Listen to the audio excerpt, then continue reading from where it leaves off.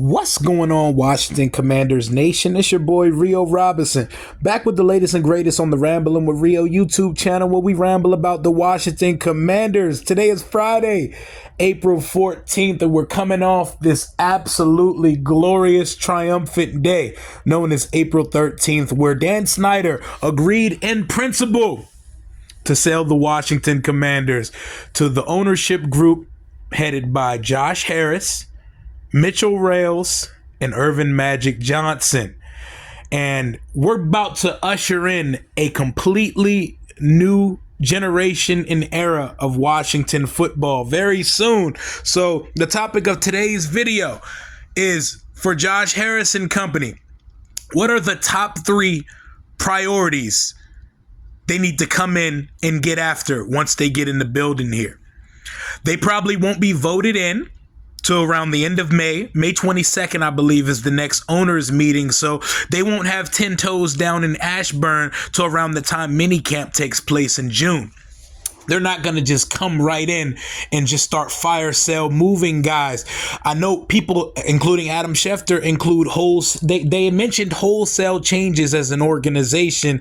That can mean a lot of things, but nothing really is going to be done immediately. But for me, and this is a conversation we have in the group chat with my boys all the time. Tate, Todd, Jalen, Alex, Zach, the whole gang, Marshall, all of us, we have these conversations on a consistent basis because we're obsessed with this team.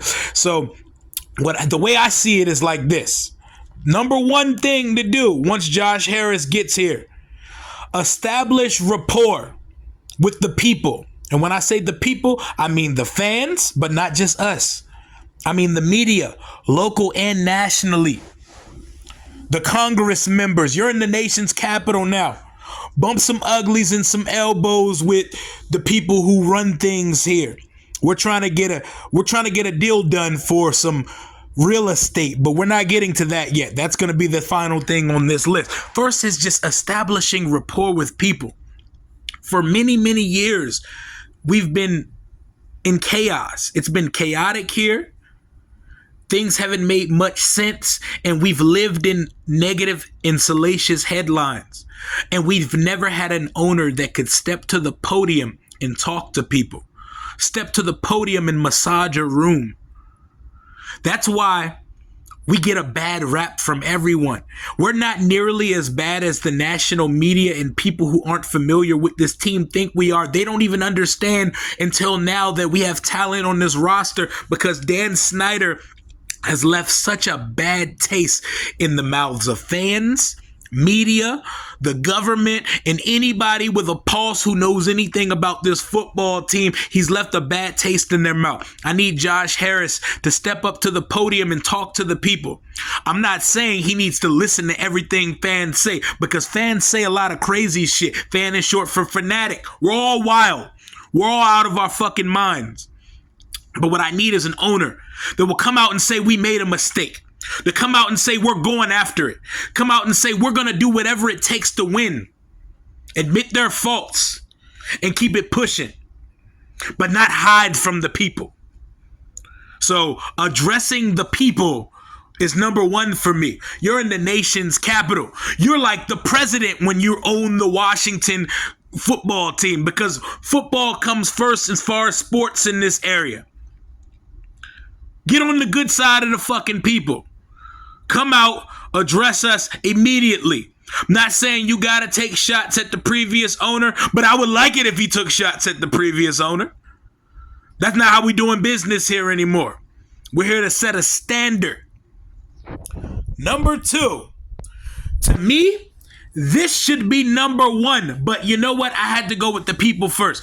This is the most important thing on this list. A true organizational structure here. Top to bottom organizational structure. I am 31 years old. I've never seen us have it. And when I say true organizational structure, it means cohesion from the top to the bottom of the snake.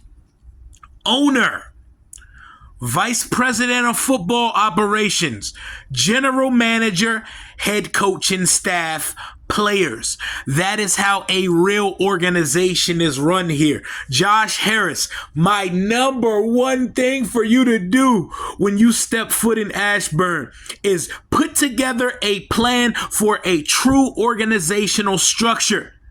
The first phone call you make to outsource someone in this building needs to be the guy, the mind that runs the entire football operation here. Vice President of Football Operations. There's a guy in the chat that we throw his name out all the time and we champion. His name is Mike Borgonzi. He's been in the front office in Kansas City for the last 14 years. He's now the assistant general manager of the Kansas City Chiefs. Write him a blank check. Not saying it has to be him. Mike Borgonzi is not the end all be all, but a mind like that. Go poach a talent that deserves to run a full organization. He can run the Chiefs, but Brett Veach is a fucking mastermind, so he's never going to get that job unless Veach steps down. Give Mike Borgonzi or someone qualified the keys to run the entire outfit of the football side of this organization. And let him hire a general manager. And let him, in collaboration with the general manager, hire the next head coach and staff. And I'm not meaning or intending to just look past Ron Rivera, but let's call it what it is. This is the same situation Ronald faced in Carolina when David Tepper bought the Carolina Panthers. And that's that when new ownership buys a business, they don't just keep all the implants that they inherited that were already there. They put their own fingerprint, blueprint all over their organization that they now are in charge of. So let's call a spade a spade. In 2024, there will be a complete reset staff-wise, front office-wise in this organization. And it would almost be malfeasance not to be. Vice President of Football Ops, General Manager, hire a head coach and staff. No, none of that coach-centric shit here. Have a truly run organization with fleshed out positions that works together. One brain trust to sit at a table and get shit figured out. To put together a winner here, which leads me to the final thing that needs to be prioritized once Josh Harris, Mitchell Rales, and Magic Johnson get in the building here in Washington, D.C., Maryland, and Virginia. We all know what's coming next. We need new facilities. I would say a new stadium. Stadium falls under the umbrella of facilities. We need a new stadium. We need new practice facilities / training camp facilities because they are ass. If you went to training camp last year, you would see just how bad Ortha, Virginia Training Center at Commanders Park is. It's terrible. It's outdated. It's stale. It's dingy. It's nasty. It is nasty work. And it is the epitome of Dan Snyder's tenure as the owner of my favorite football team. And the stadium is the biggest epitomizer of Dan Snyder's tenure here. The stadium's literally falling apart. It's dingy. The seats don't match the aesthetic of the field. It's all over the place. We can't fill it up to save our lives. There's too many seats in the stadium, and most of them are filled with the other team's fans. There is no draw to FedEx Field. There's nothing surrounding the stadium that's interesting. There's nothing but 2 train stations and some busted ass shopping centers around the stadium. The whole area is bad. Everything. The aesthetic. The design. The field surface, practice stadium and game stadium. The facilities are fucking terrible. There's not good Wi-Fi in your home base. We can't run a fucking press conference with 1080p resolution without it messing up. I record my shit off a fucking laptop webcam and I can get through a live stream without hiccups, but my favorite football team cannot live stream a press conference when we hire a new coach or when we sign a new player. And it's embarrassing. Josh Harris, new facilities, state-of-the-art stadium, state-of-the-art home base practice facility. They come hand in hand. It's one big topic together in unison that needs to be figured out here. We need it badly. We desperately need it.